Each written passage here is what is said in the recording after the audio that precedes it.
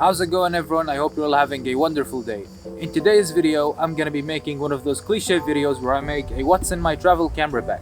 Okay, so this is the Peak Design Everyday Backpack. This is the 15-liter version, and I do admit I made a mistake by getting the smaller one because it barely can fit my camera and drone. So if I want to take two cameras at the same time, I would have to take an additional bag, or it doesn't even fit my gimbal.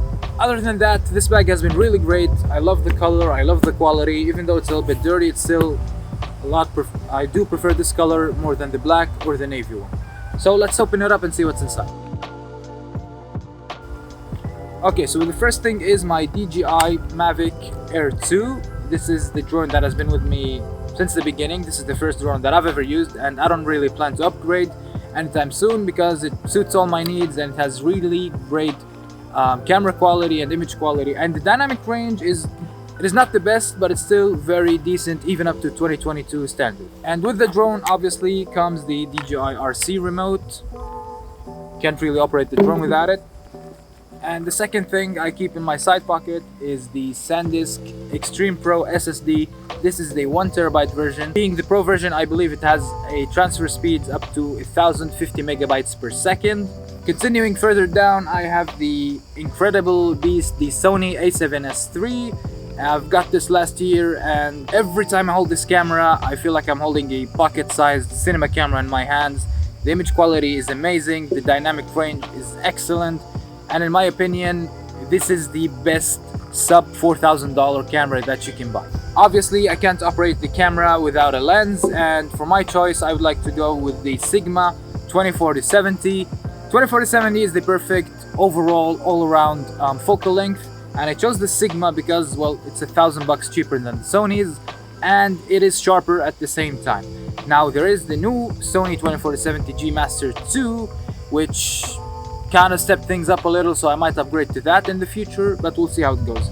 In the meantime, the 82mm filter thread on the Sigma makes it great for buying one filter and then step-down rings to use my other lenses. Moving on to accessories, I always keep a USB Type-C to Type-C cable with me. This is a data transfer as well as a charging cable. This works for charging my Sony a7S III or my drone, or it works with my gimbal as a data transfer, or maybe even transferring photos and videos from my camera to my computer. So this is a must. I never leave home without it. And then I have a SanDisk micro SD adapter. This is for my camera, this is for my drone. The drone only supports micro SD cards, so I have to plug it into this adapter and then into my computer. Continuing with adapters, I have the USB Type-C to Type-A adapter in case I want to plug my SSD into a computer that does not support Type-C. Okay, so now that we've unpacked the bag, let's talk about the bag itself. Now, I already mentioned that I bought the 15-liter and I do need more, and I have plans to upgrade to the 30-liter, the Travel 30-liter in the future. But the problem with this thing is that it does not fit my laptop, and it barely fits two cameras and two lenses. So if I fit my a7S III, my Sigma lens, my drone, and the drone controller, and a bunch of accessories, it does fit them pretty well.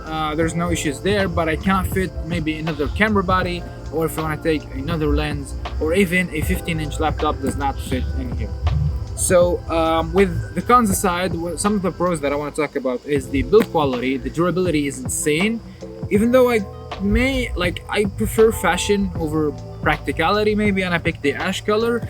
If you're one of those people that takes the bag to a lot of travel and a lot of dirty locations, you might want to go with the other available colors, but to me this just looks too good to cheap out on. So one of the features that I like is when you take two of the zippers and you can actually hook one of them to go inside, which makes it a lot harder for anybody who's trying to steal your bag when you're traveling. So if I want to open the zipper, it does not open unless I open the first one and then just take it out the second one, then you can open the bag.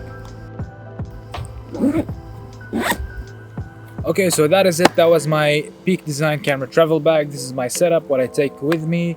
Of course, depending on some shoots, sometimes I might take the gimbal, I might take some other lenses, but in general, if I'm traveling lightweight and I just want to get the shots that I need, this is the perfect setup that I found for myself. Keep in mind, your setup may differ. You may use other lenses, other cameras, other brands. You don't have to have the exact same setup as I do. Just make sure that you experiment and work with what's best for you. So thank you guys so much for watching. If you enjoyed the video, hit that like button down below, subscribe for more future uploads, and I'll see you in the next one. Peace.